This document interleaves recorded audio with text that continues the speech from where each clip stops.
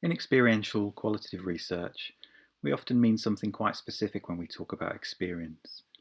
We usually mean the meaning of something that someone has experienced, rather than the experience itself.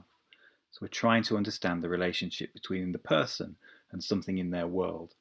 And we're particularly trying to understand that relationship in terms of how it might be articulated um, as a kind of a form of meaningfulness. So usually we're trying to access that um, through language, sometimes through visual representations. Often we're accessing those things in some sort of formal data collection event, an interview or a diary or what have you. And so we're interested in the way that people are able to communicate the meaning of things that they have experienced.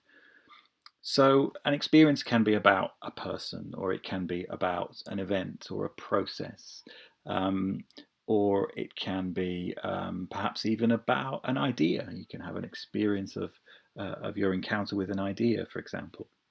So experience is quite a loose shorthand term, and what we're really interested in capturing is somebody's relationship to something. And more usually, the way that we talk about that is we'd say we're interested in the meaning of something. So in this little picture here, I was imagining a scenario where we might be doing a piece of research on people's experiences of community, for example, or neighbourliness.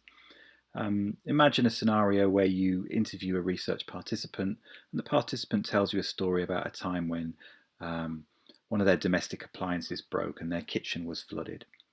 They might choose to tell you a story about neighbourliness, which focuses on a neighbour who brought round some flowers to say, "Oh dear, how awful, I do sympathise."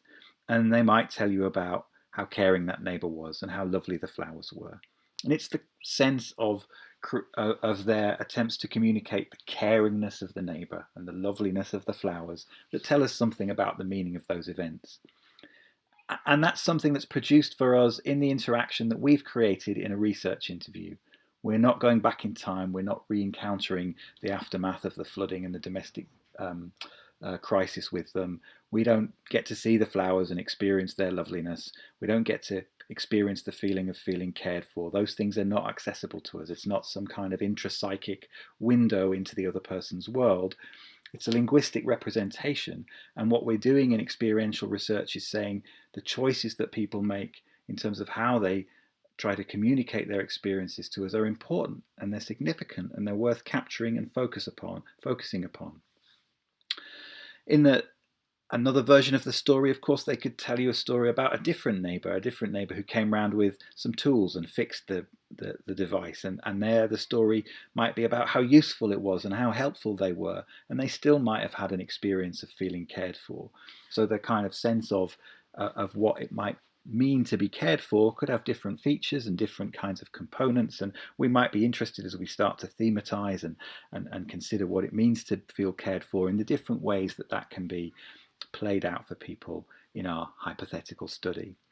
So the thing I want to emphasize here is that experience isn't something that sits neatly within the participant's intrapsychic world. It's something that happens in between people and that's created for us in interviews or other kinds of data collection events, usually through language or sometimes through other forms of representation.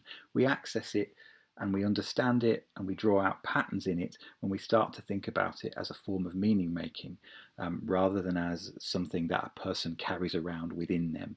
It's something that happens in between people.